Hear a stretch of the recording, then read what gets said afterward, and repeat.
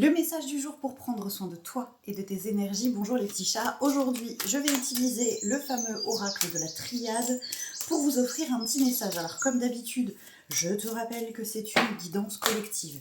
Et que dans les guidances collectives, forcément, ça ne peut pas parler tous les jours à tout le monde. Donc, l'idée, c'est que vraiment, tu te laisses appeler par la carte 1, par la carte 2, par la carte 3. Tu prends ton temps. Et si c'est ok, qu'il y en a une qui te parle, je te donne le message. C'est parti. Carte 1, l'amour.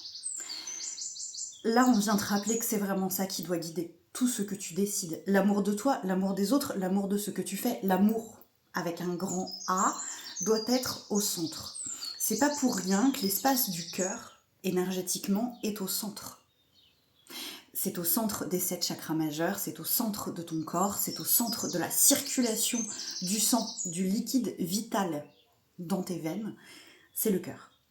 C'est le cœur du sujet, c'est le cœur de la vie, c'est le cœur de l'existence. Donc s'il te plaît, remets-nous du cœur.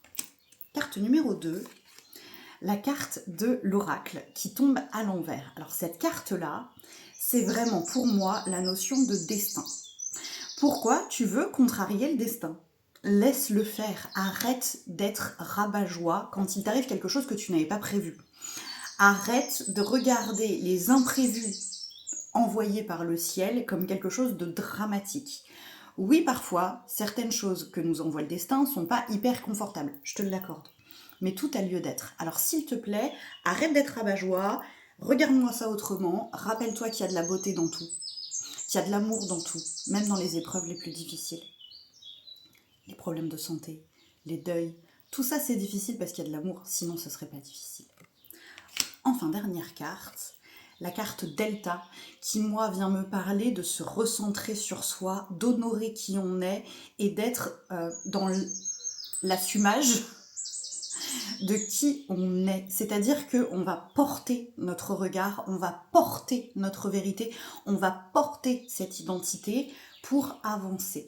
C'est vraiment ce qu'on vient te proposer ici et te conseiller ici. Ose être toi, avec ta vision, ta vérité, ta façon d'être.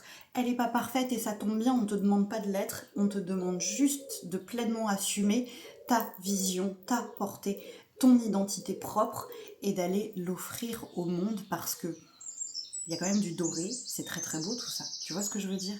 Ose être toi, sincèrement, pleinement, avec toutes tes influences et tes incidences dans le monde. J'espère que le message a été clair pour tout le monde. Si c'est pas le cas, rendez-vous dans les commentaires, vous savez que je reste toujours disponible. Et moi, dans tous les cas, je vous souhaite une bonne journée.